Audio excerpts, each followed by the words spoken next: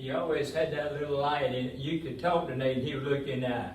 A lot of kids you talk to, and they'll sort of, you don't know whether they hear you without looking. But Nate would look in the eye, and he had a little light glowing in there.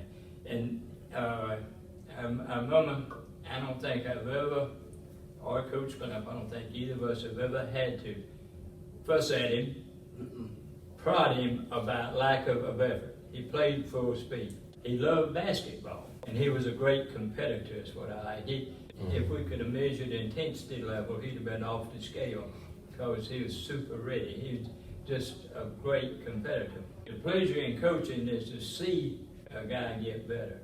And the thing about his senior year that sticks out with me, of course, winning the state championship was great. But he never had a bad game. The upper state championship game, he got in foul trouble and didn't get point total to be what it usually is.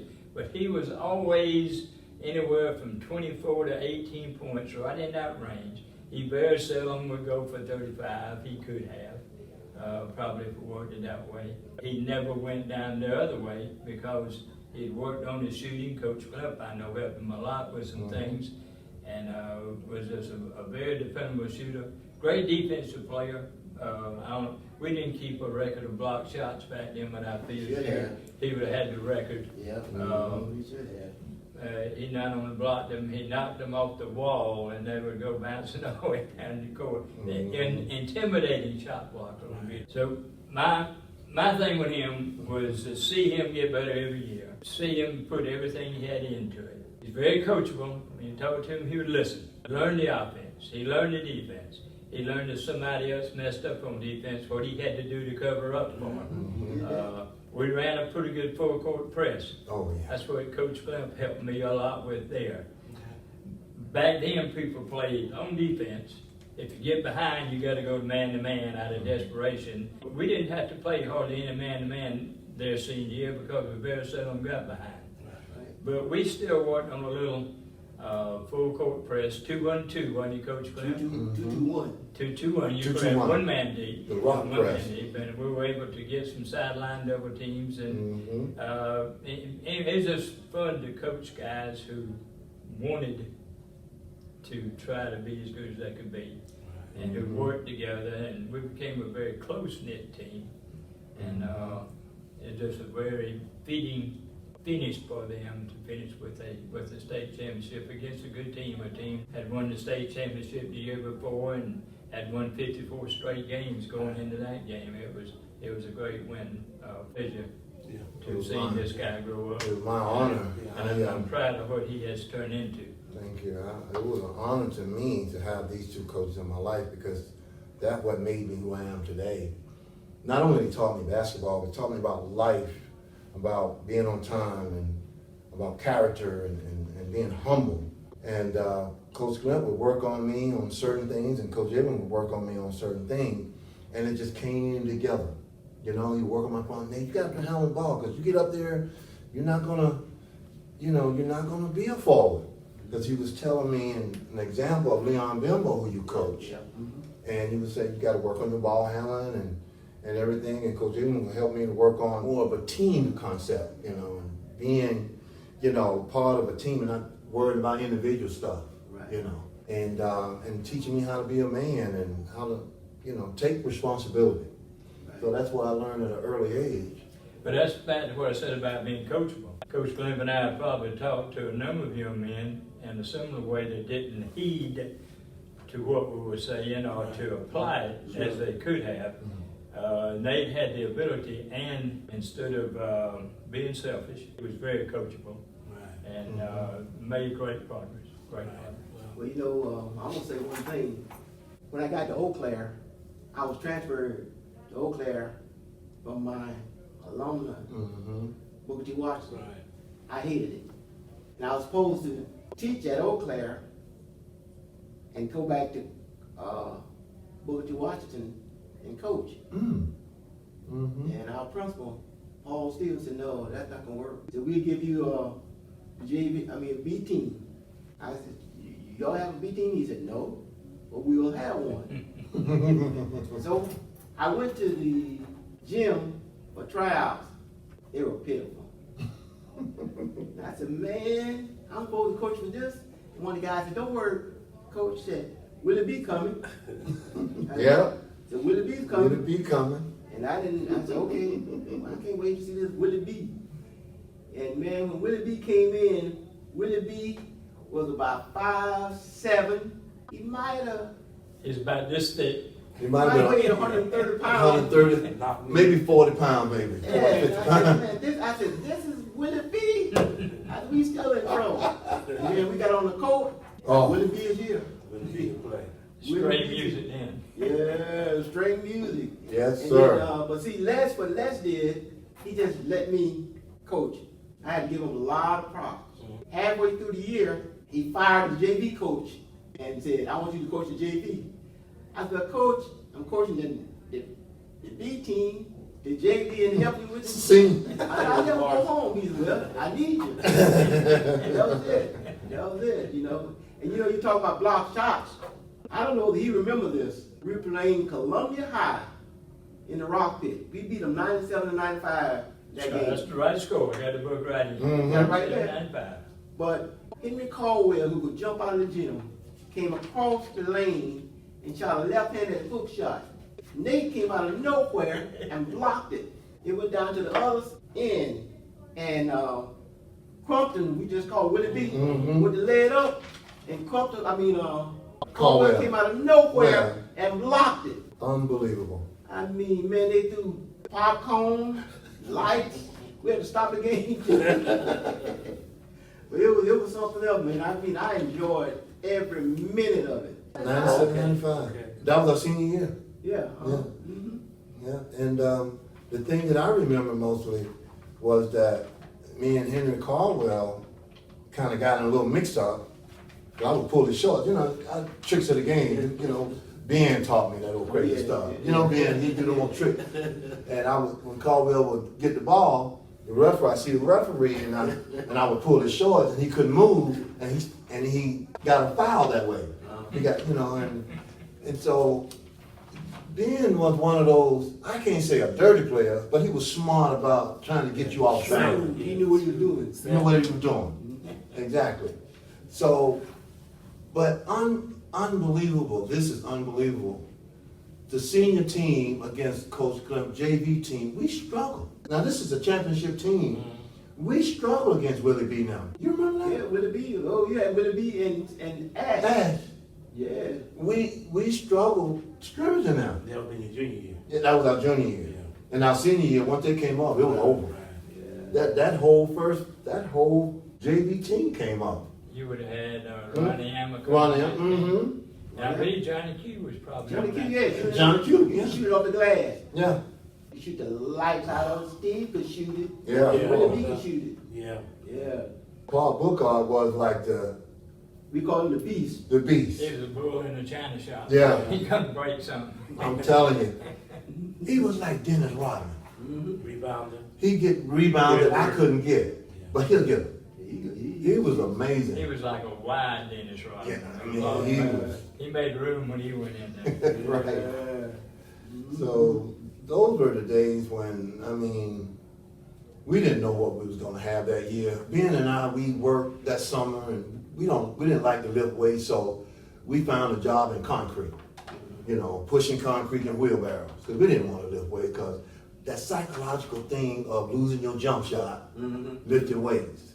So we didn't know what we was gonna have that summer, and somehow we just came together, and we got Willie B and Steve, and we used to play down in Atlanta Manor and go to Burdette Gym, and sometimes we'll go down to Booker T. Washington, Go to St. Andrews. St. Andrews, and Let me bring it. Mhm. We talk about Columbia High soon. We played them at Columbia High, beat them 86-82. 82. The high point of that game, do you remember tearing the rim off the backboard over there? I remember we had to sit out until they fixed the rim. Yes, I did. You remember that, Jordan? That upstairs gym. Right. Yeah. And then I go down there his freshman year to Carolina to see him play. And he tears the rim off the backboard down there warming up. Yeah. They had a dunk contest, and they said Michael Jordan left the foul line. I left the foul line as a freshman, and then when I came down, I dunked and I held on the rim because I lost my balance. And everything just came down. Glass came everywhere. People out of the stands were just coming in, picking up glass for a souvenir. And Alex just looked at me and shook his head. And I started to go Coach down McGuire, there. I was a little nervous. I didn't know what he was going to do. I started to go see about you, but I looked and there were two players around. I said, he's all right. Yeah, you did that. I remember that. But do you remember the last? The- yeah, you rocked it. I rocked the cradle on that rocked one. the cradle, went over the basket and went boom over your shoulder. I said, whoa, my That goodness. would have been his senior year because Duncan had been outlawed Right. to have center You're rules right. since 1977. So his senior year was the only year he could dunk while he was Right. at Carolina. So that Right. had to be that particular year when he did that reverse Yes, dunk. sir. He done And That remind me, was was that the same game that Coach McGuire won his 500? 500 game. Yeah. 500 game, that game. Yeah, I that was that stole the game. ball on the sideline and ran down and did that move. I didn't know what I was going to do.